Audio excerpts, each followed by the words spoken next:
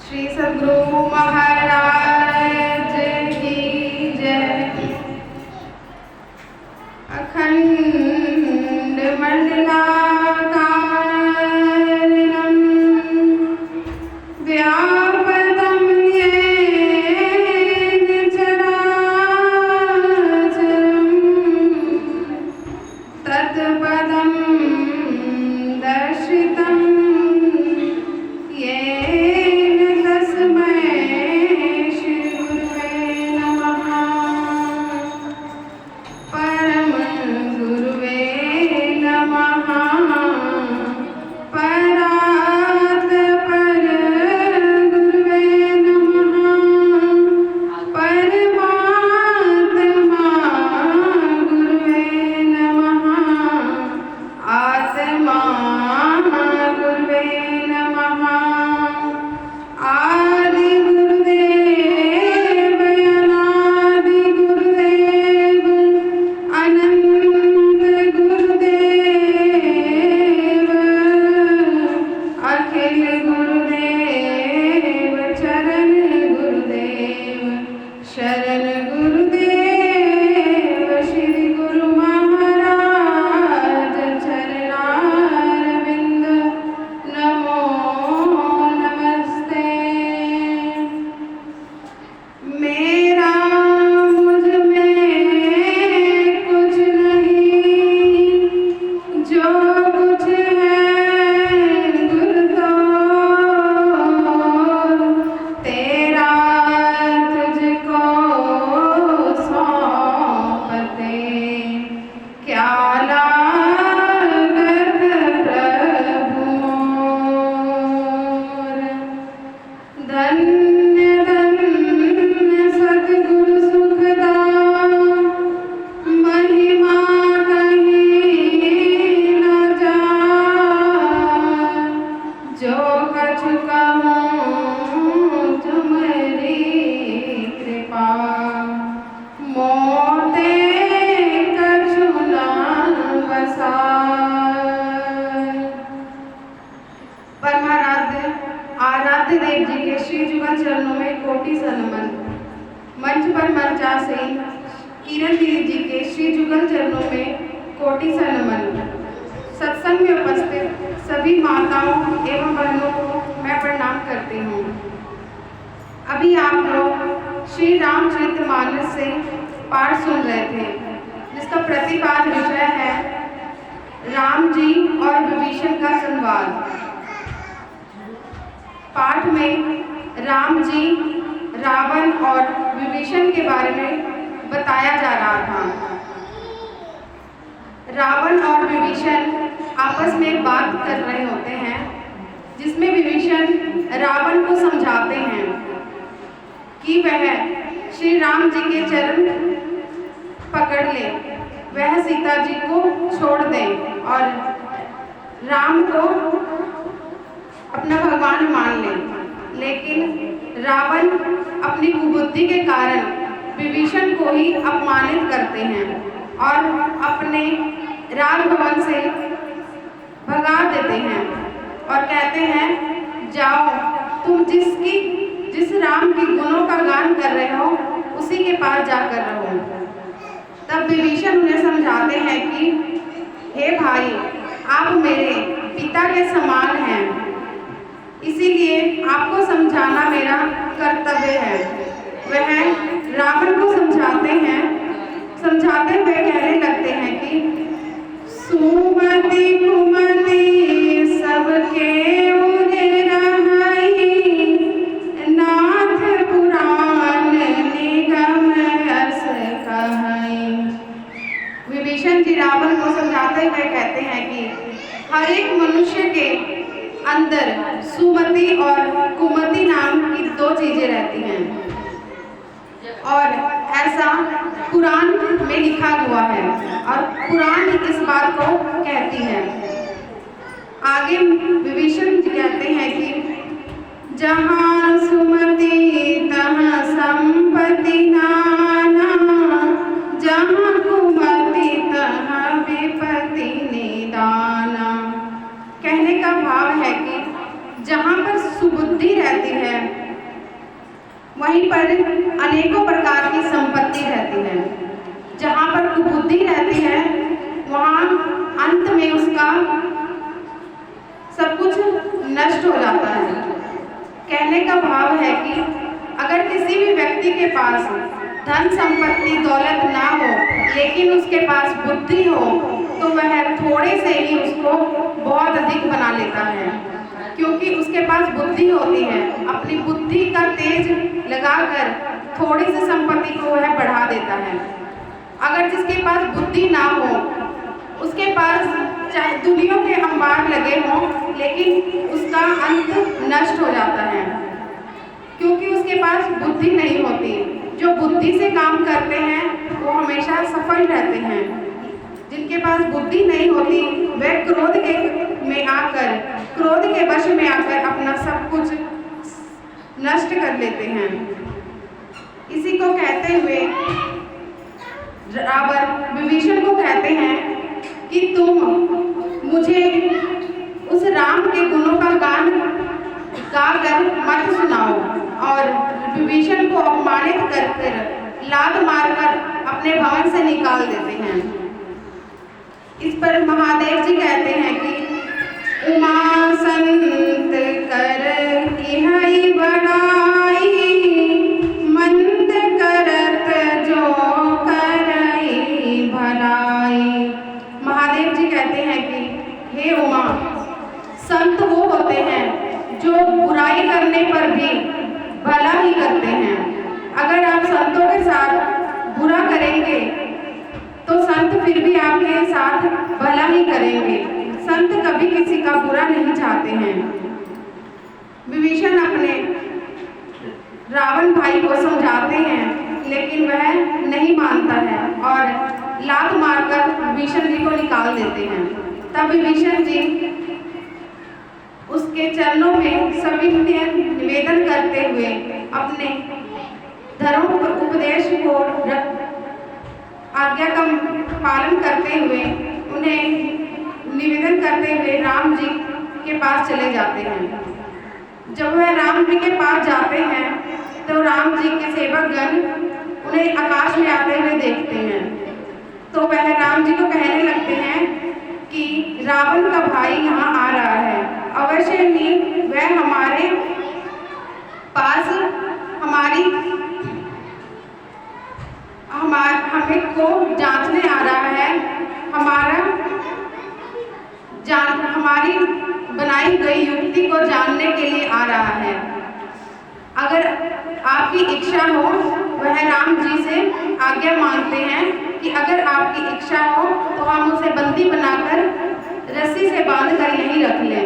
तब राम जी उन्हें समझाते हैं कि उन्हें आने दो और तब विभीषण आकर राम जी के चरणों पर गिर पड़ते हैं और अपनी बताते हैं और राम जी उन्हें उठाकर गले से लगाते हैं और तब से विभीषण वहीं रहते हैं और राम जी के साथ ही रहकर विजय प्राप्त करते हैं।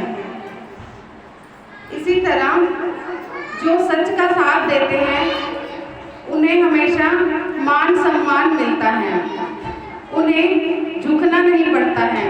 यदि आप अपने परिवार में रह रहे हैं लेकिन आपके परिवार में दुष्ट हैं तो आप दुष्ट के साथ दुष्ट नहीं बन जाइए।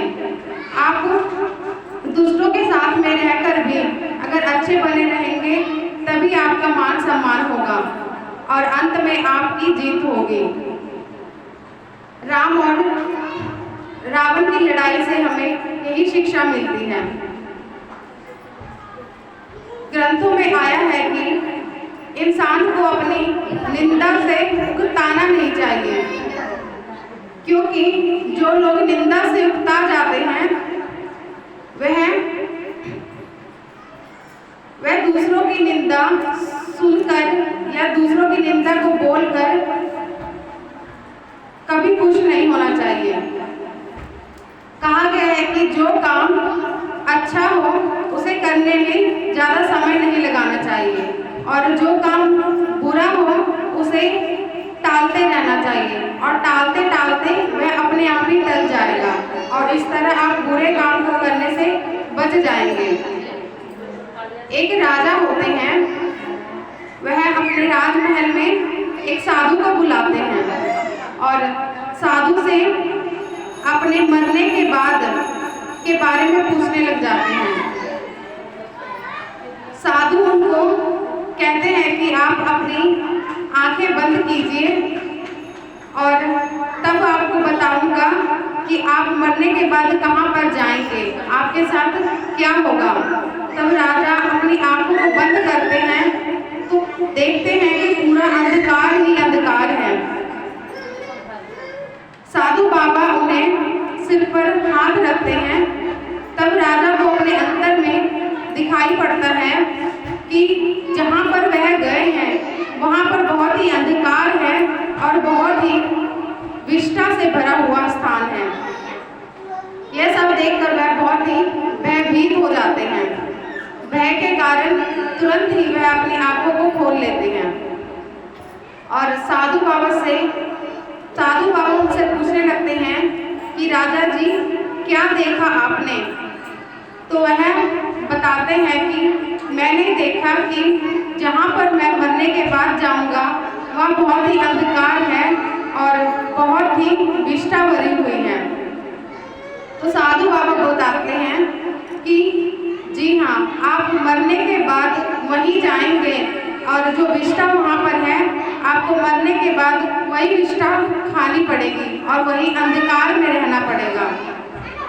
तो राजा जी और भी ज़्यादा भयभीत हो जाते हैं, डर जाते हैं। डर के कारण वह साधु बाबा से पूछने लगते हैं कि इसका कोई इलाज या उपाय तो जरूर ही होगा, आप मुझे बताइए, मैं इसी जन्म में रहकर उसका उपाय करूँगा और फिर मुझे उस अंधकार में नहीं जाना पड़ेगा।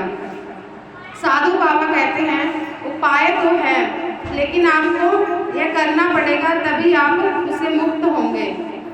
तो राजा जी कहते हैं आप उपाय बताइए, मैं जरूर करूँगा। साधु बाबा कहते हैं कि आप अपने राज्य में किसी भी व्यक्ति के स्त्री को अपने राजमहल में लाइए, लेकिन उसे करना कुछ नहीं है, दुख नहीं देने हैं। उसको लाकर बस राजमहल में आराम से रखिए, खिलाइए पिलाइए, पहनावे दीजिए, आरामदायक पूर्वक उसे रखिए। और इस प्रकार जब आप स्त्री को लेकर आएंगे तो राज्य के सभी लोग आपकी निंदा करेंगे।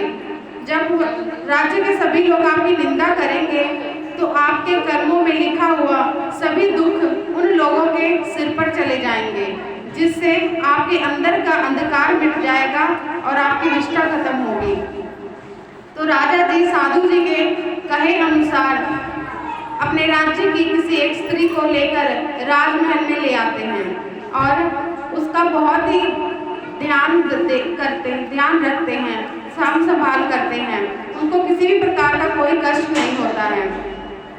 और थोड़े दिनों के बाद साधु जी आते हैं और राजा जी को कहते हैं कि अब आप अपनी आंखें बंद कीजिए और ध्यान दीजिए। तो राजा जी दोबारा वही क्रिया करते हैं और अब देखते हैं कि अंदर में थोड़ा सा अंधकार कम हो गया है और जितनी विष्ठा थी उसमें से थोड़ी सी ही विष्ठा रह गई है। अब साधु जी के अनुसार वह अपनी आंखों को खोलते हैं और साधु बाबा उनसे पूछते हैं कि अब क्या हुआ। तो राजा जी कहते हैं कि मैंने आपके कहे अनुसार स्त्री को ले आया और उसको यहाँ रखा, लेकिन मेरा अभी भी अंदर थोड़ा सा विष्ठा रहता है।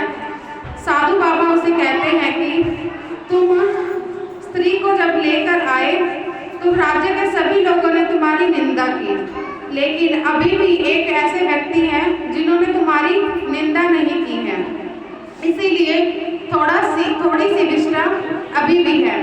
अब यह तो तुम्हारे कर्मों में है, क्योंकि उस साधु ने तुम्हारी निंदा नहीं की। जो तुम्हारे इस कर्मों में रह गया है वो तो तुम्हें खानी ही पड़ेगी। कहने का मतलब है कि अगर आपकी कोई निंदा कर रहा हो तो उसे उकताए नहीं। यदि कोई किसी की निंदा करता है तो उसके बुरे कर्मों को अपने सर के ऊपर लेता है। अगर आपकी कोई स्तुति करता है, आपके कोई गुणगान गाता है, तब भी उसमें खुश नहीं होना चाहिए। इसीलिए कभी किसी की निंदा नहीं करनी चाहिए, क्योंकि निंदा करने से उसके बुरे कर्मों का फल हमें भुगतना पड़ता है। इसीलिए कहा गया है कि निंदा कभी किसी की नहीं करनी चाहिए। हमारे संत मंत्र में बतलाया गया है कि व्यक्ति को हमेशा स्वावलंबी जीवन जीना चाहिए। स्वावलंबी जीवन का मतलब होता है कि अपने आवश्यकता अनुसार कमाएं, खाएं और उसी में गुजारा करें, उसी में खुश रहें और उसी में रहना भी चाहिए। संत मत में बताया गया है कि सभी को स्वावलंबी जीवन जीना चाहिए और प्रभु का गुणगान हमेशा गाते रहना चाहिए।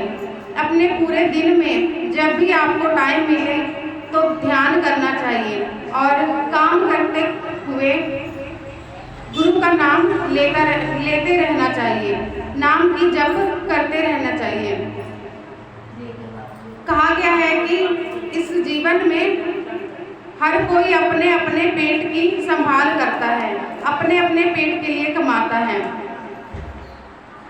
और संत मत में भी यही बताया गया है कि अपने मेहनत की कमाई से खाना चाहिए।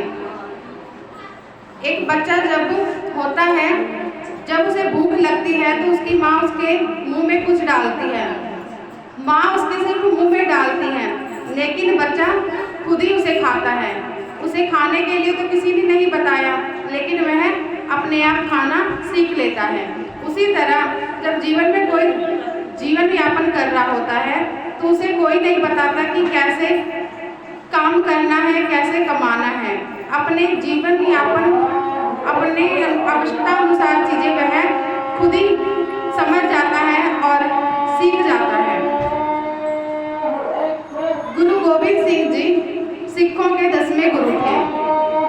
जब मैदान में युद्ध चल रहा था तब उन्होंने अपने एक सिख को सभी घायल योद्धाओं को पानी पिलाने के लिए काम दिया था। वह सिख सभी को पानी पिलाया करते थे। उनके युद्ध में अगर उनके विरोधी गण भी अगर हमला हो जाता था, वह भी गिर जाते थे, तो वह उन्हें भी पानी पिला दिया करते थे, जिसके कारण वह भी जी जाते थे। ऐसा देखते हुए गुरु जी के एक दूसरे सिख व्यक्ति ने गुरु गोविंद सिंह जी को यह शिकायत कर दी कि आपने इसको पानी पिलाने की आज्ञा दी है, लेकिन यह तो विरोधियों को भी पानी पिलाकर जिया देता है। हम इतनी मेहनत से विरोधियों को मारते हैं और यह पानी पिलाकर दोबारा उन्हें जीवित कर देता है। तो गुरु गोविंद सिंह जी उनसे पूछने लगते हैं, क्यों भाई ऐसा क्यों करते हो? तो वह सिख उनको उत्तर में बताता है कि महाराज जी, जो योद्धा घायल होकर नीचे गिर जाए तो वह हमारा दुश्मन कहाँ रहता है, इसीलिए मैं उसे भी पानी पिला देता हूँ। तो गुरु गोविंद सिंह जी उनका जवाब सुनकर बहुत ही प्रसन्न हुए और उनकी पीठ थपथपाते हुए कहते हैं कि तुम बहुत ही अच्छा करते हो।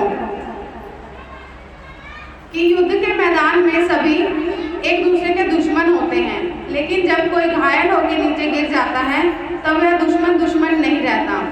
कि कहने का मतलब है दुश्मन या दोस्त किसी भी बुरी अवस्था में हो तो हमें उसकी देखभाल करनी चाहिए, हमें उसका साथ देना चाहिए।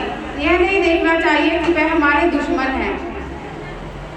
इसी तरह हम लोगों को अपना जीवन यापन करने के लिए अपनी मेहनत की कमाई करके खानी चाहिए। निठुल्ला बनने के लिए संत मत नहीं बताता है। हमारे परम संत बाबा देवी साहब जी महाराज अपने जीवन में खुद कमाते थे और उसी को खाते थे। वह नौकरी किया करते थे। नौकरी करने पर भी वह गुरु महाराज का ध्यान जब नहीं छोड़ते थे। वह गुरु महाराज का ध्यान करते थे और अपने काम पर भी वह उनका नाम लिया करते थे। और आज हम सब लोग अब उनका नाम लेते हैं। इसीलिए जो प्रभु ईश्वर से जुड़े रहते हैं उनका नाम युगों युगों में होता है। इस जीवन में हर कोई आते हैं चले जाते हैं, लेकिन सबका नाम यहाँ पर नहीं लिया जाता।